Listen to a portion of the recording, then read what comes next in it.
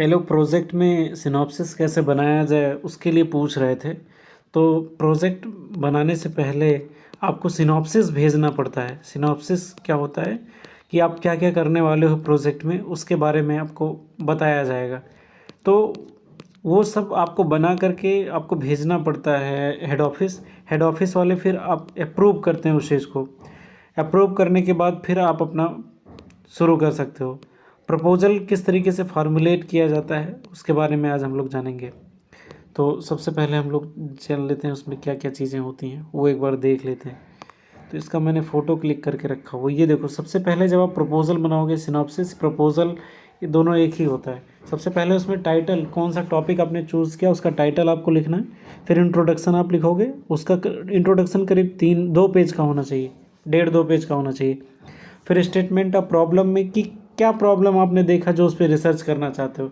जैसे किसी ने प्रॉब्लम देखा कि लाइब्रेरी में सारी टूटी कुर्सियां हैं, तो वो interior of the library building, इस तरह के टॉपिक उन्होंने चूज किया।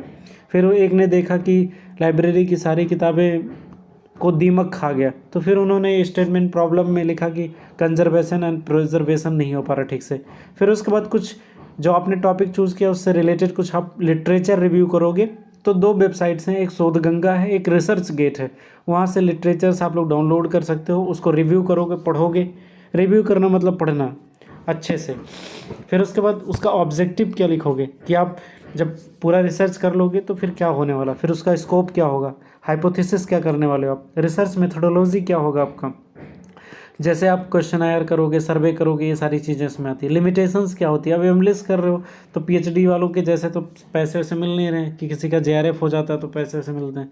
तो फिर उसके बाद इतना ज़्यादा समय भी नहीं है, 2 महीने का समय मिलता है, उसी में पूरा रिसर्च भी करना और हर चीज़ करना है। तो ये सब लिमिटेशंस आप लिख देना। ऑर्गेनाइजेशन ऑफ द स्टडी, कौन कौन सी जगहों पर आप जाकर स्टडी करना चाहते हो, तो लाइब्रेरी आपको चूज़ करना होगा कि जहाँ पे आप करना चाहते हो। फिर कंक्लूज़न लिखना होगा। कंक्लूज़न जो है ये फ्यूचर टेंस में होना चाहिए, क्योंकि कंक्लूज़न अभी नहीं होगा, क्योंकि फाइंडिंग्स के बाद कंक्लूज़न होगा, तो फ्यूचर टेंस में लिखना। फिर रेफरेंस और बिब्लियोग्राफी जहाँ पे आपने सब लिखा है, ये कुछ चीज़ें होंगी। इंडेक्स को छोड़ देना है, पता नहीं क्या फालतू की चीज़ है। तो ये सारी चीज़ें आप उसमें अपने क्या बोलते हैं उसको, सिनॉप्सिस में ऐड करना। देखो किस तरीके से बिब्लियोग्राफी रेफरेंस को लिखा जाता है। यहाँ पे देखो एग्जांपल दिया। अगर कोई बुक आप लिखना चाहते हो तो सबसे पहले उसके राइटर का जो लास्ट नेम है उसको पहले रखना, फिर फर्स्ट नेम, फिर उसका ईयर, फिर उसके बाद उसका जो टाइटल है वो, फिर एडिशन, इस पब्लिकेशन, इस तरीके से आपको लिखना है। कोई जर्नल आपने लिया आपने उसके लिए, तो फिर अब उसको इस तरीके से लिखना है। बुक का चैप्टर अगर कोई लिया तो इस तरीके से लिखना है। इंटरनेट को इस तरीके से लिखना है। ये फॉर्मेट है, इसको आपको फॉलो ही करना पड़ेगा। फॉलो नहीं करोगे तो फिर पछताओगे। और ये जो सबमिशन है वो इम्पोर्टेंट है। ये सबमिशन जो होगा वो आपको ऑनलाइन भेज देना है हेडक्वार्टर पे, ignulis@gmail.com पे। ये कर देना है। अभी देखो एक फॉर्मेट में मैं दिखा देता हूँ, मैंने डाउनलोड किया है। इसको मैंने डाउनलोड किया है रिसर्च गेट से। तो ये इन्होंने अपना टाइटल चूज़ कर लिया है। तो टाइटल चूज़ करने के बाद फिर उसके बाद देखो इंट्रोडक्शन इन्होंने लिखा है। ये दरअसल फाइनल ही रिसर्च पेपर है, किसी का सिनॉप्सिस तो मुझे मिल नहीं पाया। तो पहले इंट्रोडक्शन आप इस तरीके से लिख देना अपना आराम से। इंट्रोडक्शन लिखने के बाद फिर आपका जो ऑब्जेक्टिव होगा वो इस तरीके से लिख देना। फिर उसके बाद जो रिसर्च मेथोडोलॉजी वगैरह वो सारी चीज़ें इसमें लिखना। इसमें तो नहीं दिया हुआ है बट आप लोग लिखना।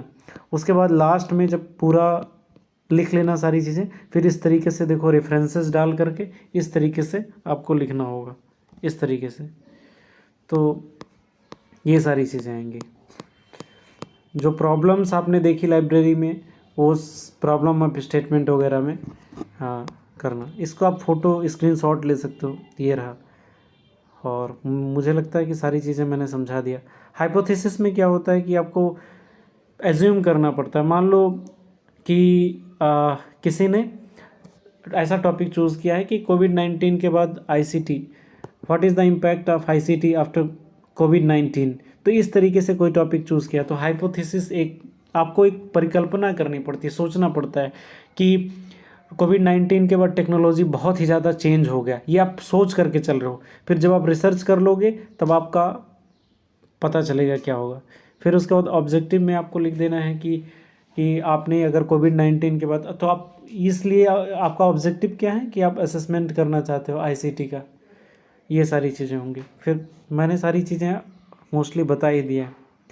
फिर अगले वीडियो में मैं वो भी बता दूंगा कि वो रिसर्च गेट और शोधगंगा से कैसे ये सारी चीज़ें डाउनलोड करते हैं। तो उसमें ढेर सारा जब आप डाउनलोड कर लोगे तो आपको पता भी चल जाएगा, या कोई मिल भी जाएगा कोई, तो मैं उसका अगले वीडियो में डाल दूंगा जिसमें प्रॉपर तरीके से ये सारी चीज़ें अगर शामिल हो, कोई अगर मिल गया तो डाल दूंगा मैं।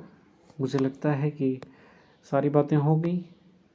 ये जो बुक है, ये जो बुक मैं जिसमें देख करके बना रहा हूँ, ये ई ज्ञान कोश पे आपको मिल जाएगा। अगर आपने बुक्स मंगाई होंगी तो उसी के पास साथ आया होगा। अगर ये आपके पास नहीं है प्रोजेक्ट डिसर्टेशन का, तो फिर ई ज्ञान कोश से आप डाउनलोड कर लेना इस चीज़ को, और ये बहुत काम का है और इसको पढ़ लेना। इस पर वीडियो भी मैंने बना रखा, उसको भी देख लेना, 10-15 मिनट का है वीडियो, और गाइड वाला भी मैंने बता दिया है।